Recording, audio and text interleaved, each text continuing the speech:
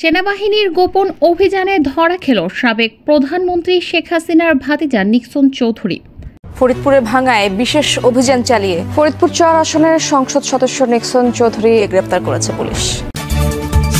এবং সর্বশেষ জানাবো, গণহত্যার অভিযোগ এবার ফেঁসে যাচ্ছে ২ শতাধিক পুলিশ অফিসার। রিমান্ডে হাসিনার মুখোশ খুলে দিল সাবেক আইজিপি।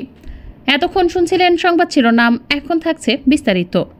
বাংলাদেশের এমন কোন প্রশাসন জন্ম নেয় নাই যে আমার একটা কর্মী। এক সময়ের প্রভাবশালী সংসদ সদস্য মুজিবুর রহমান চৌধুরী ওরফে নিক্সন চৌধুরী সাবেক প্রধানমন্ত্রী শেখ হাসিনার ভাতিজা হওয়ার সুবাদে নানা অনিয়ম দুর্নীতি সহ নিজ এলাকায় গড়ে তোলেন ত্রাসের রাজত্ব। বিভিন্ন সময় বিতর্কিত বক্তব্য দিয়ে সামাজিক যোগাযোগ মাধ্যমেও ছিলেন আলোচিত। পদ্মা সেতু দুর্নীতির অভিযোগ সামনে এলে যার নাম সবচেয়ে বেশি শোনা যায় তিনি এই নিক্সন চৌধুরী। ক্ষমতার অপব্যবহার করে দেশ ও দেশের বাইরের সম্পদের পাহাড় গড়েছেন ক্ষমতাচ্যুত প্রধানমন্ত্রী শেখ হাসিনার আত্মীয় নিক্সন চৌধুরী। একজন সংসদ সদস্য হয়ে কিভাবে এত সম্পদের মালিক হলেন তা এখন সকলের প্রশ্ন। বিতর্কিত এই সংসদ সদস্য ২০১৪ সালের নির্বাচন দিয়ে রাজনীতিতে আগমন তার। ২০১৮ নির্বাচনের আগে তিনি ভাঙ্গায় একটি সুবিশাল বাংলো বাড়ি নির্মাণ করেন বলে অভিযোগ উঠেছে। সেই বাড়িটি ব্যবহার করা হতো ভিন্ন মত দমনের টর্চার হিসেবে। শাস্তি হিসেবে আটকে রাখা হতো টয়লেটে। শীতের রাতে কাউকে চুবানো হতো বাংলো বাড়ির সামনের পুকুরে। রাজনীতি করার অতীত কোনো অভিজ্ঞতা না থাকলেও শেখ হাসিনার ভাতিজা কেবল এই পরিচয় সংসদ সদস্য পদটি বাগিয়ে নেন। সরকার পতনের পর থেকেই বের হতে থাকে নিক্সনের আরেক রূপ। সামনে আসে দখলদারিত্ব আর নিষ্ঠুর অত্যাচারের কাহিনী। নিক্সনের শক্তিই তার বিশাল মোটরসাইকেল বাহিনী। কাউকে ভয় দেখানো, জমি দখল, কাউকে তুলে আনা সবই করত এই বাহিনী। ধীরে ধীরে ফরিদপুরের পুলিশ প্রশাসনকেও নিজের পছন্দের ব্যক্তিদের দিয়ে সাজিয়ে নেন নিক্সন, যারা তার কথায় উঠবস করতেন। বিরোধী মতে লোকজনকে দমাতে নিজ বাংলো বাড়িটিকেই টর্চার স্থল হিসেবে ব্যবহার করতেন নিক্সন। নামমাত্র মূল্যে তিনি কিনে নিয়েছেন ভাঙ্গারপুলি উচ্চ বিদ্যালয়ের শিক্ষক ভুবনচন্দ্র সরকারের ১৪ বিঘা জমি।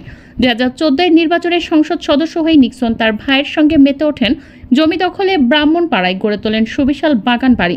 সরেজমিনে দেখা যায় ভাঙ্গা এক্সপ্রেস ওয়ের কাছে সূর্যনগর বাসস্ট্যান্ড। সূর্যনগর থেকে ব্রাহ্মণপাড়া গ্রামে যাওয়ার পথে অন্তত ১.৫ কিলোমিটার পথের ২ পাশ বালু দিয়ে ভরাট করা হয়েছে।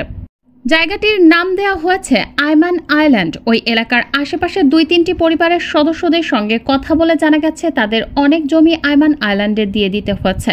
নিক্সনের জমি দখল আর জমির দলিলের পদ্ধতিও ছিল বেশ ভিন্নধর্মী। জোর করে বালু ফেলে ভরাট করা হতো পছন্দের জমি। কাজটি করতেন নিক্সনের ভাই লিখন। এরপর জমির মালিকের কাছে ছবি চাওয়া হতো। সেই ছবি নিয়ে দলিল প্রস্তুত করে উপজেলার সাব রেজিস্ট্রারকে বাড়িতে নিয়ে আসতেন নিক্সন। তার বাড়িতেই সম্পূর্ণ হতো দলিল রেজিস্ট্রির কার্যক্রম। যে জমির মূল্য ১৫ থেকে ১৬ লাখ টাকা, সেখানে জমির মালিককে দেয়া হতো সর্বোচ্চ ৫ থেকে ৬ লাখ টাকা। এ নিয়ে টু শব্দ করারও সুযোগ ছিল না। নিক্সন প্রথমে ভাঙ্গা উপজেলার আজিমনগর ইউনিয়নের ব্রাহ্মণপাড়ার চরাঞ্চলে ৩৮% জমি কিনে বাড়ি করেন। এলাকায় আধিপত্য বিস্তার করে নামে বেনামে মালিক বনে যান বিপুল সম্পদের। নিজেও পরিবারের সদস্যরা মালিক হন ১,০০০ বিঘারও বেশি জমির। এছাড়াও আরিয়াল খান নদ ও পদ্মা নদী থেকে অবৈধভাবে বালু তুলে বিক্রি করে হাতিয়ে নেন বিপুল অঙ্কের অর্থ। নানা খাতে অনিয়মের মাধ্যমে ১০ বছরের সম্পদ বাড়িয়েছেন ৫৪ গুণ।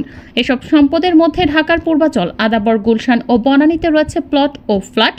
সিঙ্গাপুর, অস্ট্রেলিয়া, কানাডায় রয়েছে বাড়ি। এসব অভিযোগ ওঠার পর অনুসন্ধানের নামে দুর্নীতি দমন কমিশন, দুদক উপপরিচালক মোহাম্মদ সালাউদ্দিনের নেতৃত্বে ৩ সদস্যের একটি টিম বাংলাদেশ ব্যাংক ঢাকা দক্ষিণ ও উত্তর, সিটি কর্পোরেশন ঢাকা ও ফরিদপুরের ভূমি অফিস, জাতীয় রাজস্ব বোর্ড সহ শতাধিক প্রতিষ্ঠানের নথিপত্র তলব করেছে। তিনি প্রথম সংসদ সদস্য নির্বাচিত হন ২০১৪ সালে। ২০১৩ সালের ১ ডিসেম্বর ১০ম সংসদ নির্বাচনে দাখিল করা হিসেবে নগদ অর্থ দেখান ২৮ লাখ টাকা। কৃষি খাতে ২ কোটি ৫ লাখ শেয়ার সঞ্চয়পত্র, ব্যাংক আমানত ২ কোটি টাকা আর স্ত্রীর নামে দেখান ঢাকায় একটি ফ্ল্যাট ও ৭.৫ কাঠার প্লট। তবে দ্বাদশ সংসদ নির্বাচনের হলফনামায় দেখান নগদ ৩৮ লাখ টাকা, স্ত্রীর নামে ১ কোটি ৫২ লাখ টাকা। কৃষি জমির পরিমাণ উল্লেখ করেন ২০৪২ শতক। সেই হিসাবে গত ১০ বছরে তার মালিকানাধীন কৃষি জমি বেড়েছে প্রায় ৫৪ গুণ। এছাড়া নিজের ও স্ত্রীর নামে ঢাকার বনানীতে ফ্ল্যাট দেখান ৩,৭১৬ বর্গফুটের, গুলশানে ৪,৮৯১ বর্গফুটের ফ্ল্যাট। আর গ্রামের বাড়ি ভাঙ্গার ব্রাহ্মণপাড়ায় রয়েছে দোতলা বাড়িও। নিক্সন ও তার স্ত্রীর ব্যাংক হিসেবে কারিগরি টাকার লেনদেন হয়েছে। এই দম্পতির ব্যাংক হিসেবে লেনদেনের পরিমাণ ৩,০০০ কোটি টাকারও বেশি। এর মধ্যে ১,৪০০ কোটি টাকা লেনদেন হয় নিক্সন চৌধুরীর হিসাবে, আর ১,৭০০ কোটি টাকা লেনদেন হয়েছে তার স্ত্রী তারিনের ব্যাংক হিসেবে। দুর্নীতি দমন কমিশন বলছে, কেবল যে ব্যাংক হিসেবে তারা বিপুল অর্থ লেনদেন করেছে তা নয়, তাদের যে সম্পদ রয়েছে তারও বড় অংশের কোনো স্বীকৃত আইনত উৎস নেই। দুর্নীতি দমন কমিশনের তদন্তে এমন তথ্য পাওয়ার কথা জানায় সংস্থাটি। নিক্সন চৌধুরী শেখ মুজিবুর রহমানের বড় বোনের নাতি, সে হিসেবে তিনি ক্ষমতাচ্যুত প্রধানমন্ত্রী শেখ হাসিনার ফুফাতো ভাইয়ের ছেলে, আর তার স্ত্রী তারিন সাবেক মন্ত্রী আনোয়ার হোসেন মঞ্জুর মেয়ে। নিক্সন চৌধুরী ফরিদপুর থেকে জাতীয় সংসদ নির্বাচনে অংশ নিতেন। তার ভাই লিটন চৌধুরীও সংসদ সদস্য ছিলেন। গত সংসদের চিফ হুইপ ছিলেন তিনি। দুদকের নথিতে দেখা যায় নিক্সনের ব্যাংক হিসাব মোট ৫৫টি। এসব হিসেবে লেনদেন হয় ১,৪০২ কোটি টাকার বেশি, আর তার অর্জিত সম্পদ পাওয়া গেছে ১৮ কোটি টাকার, যার মধ্যে গ্রহণযোগ্য আয় আছে ৭ কোটি টাকা সম্পদের।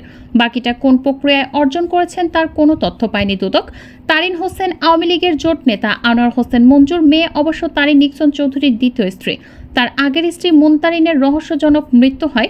তারিনের ব্যাংক হিসাব ছিল আলো ফুলানো ফাঁপানো, আর তার হিসেবে লেনদেন হয় নিক্সনের থেকে বেশি। অর্থ সম্পদের পরিমাণও বেশি পেয়েছে।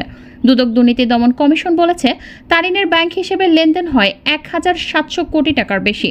যদিও তার ব্যাংক হিসাব পাওয়া গেছে ১৭টি। এসব হিসাবে জমা পড়েছে প্রায় ৯.৫ কোটি টাকা। সম্পদ পাওয়া গেছে ২৪ কোটি টাকার। অসঙ্গতিপূর্ণ সম্পদ মিলেছে প্রায় ৮ কোটি টাকার। শেখ হাসিনা পরিবারের কাছের এই দম্পতি এখন কোথায় আছেন সেটা জানা যায়নি, তবে তাদের বিদেশ যাত্রায় বারণ রয়েছে। দুদক তাদের বিপুল জমি জমারও খোঁজ পেয়েছে। বিদেশেও তাদের বাড়ি থাকার তথ্য পেয়েছে দুর্নীতি দমন কমিশন। অস্ট্রেলিয়া, কানাডা ও সিঙ্গাপুরে নিক্সন ও তার স্ত্রী তারিনের ৩টি বাড়ির সন্ধান পাওয়া গেছে। অনিয়ম দুর্নীতির কারণে অনেকে তাকে দুর্নীতির মহারাজ হিসেবে চিহ্নিত করে থাকেন।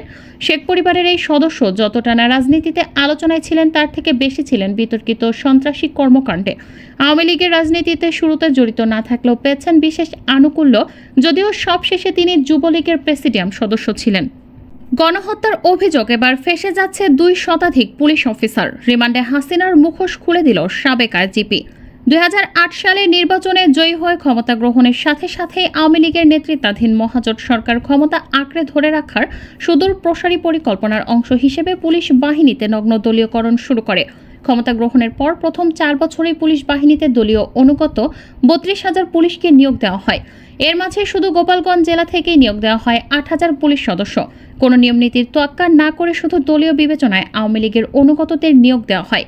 বিরোধী মতের মানুষদের দমনপীড়নে এসব পুলিশ সদস্যদের হাতিয়ার হিসেবে ব্যবহার করার অংশ হিসেবেই এই নিয়োগ দেওয়া হয়।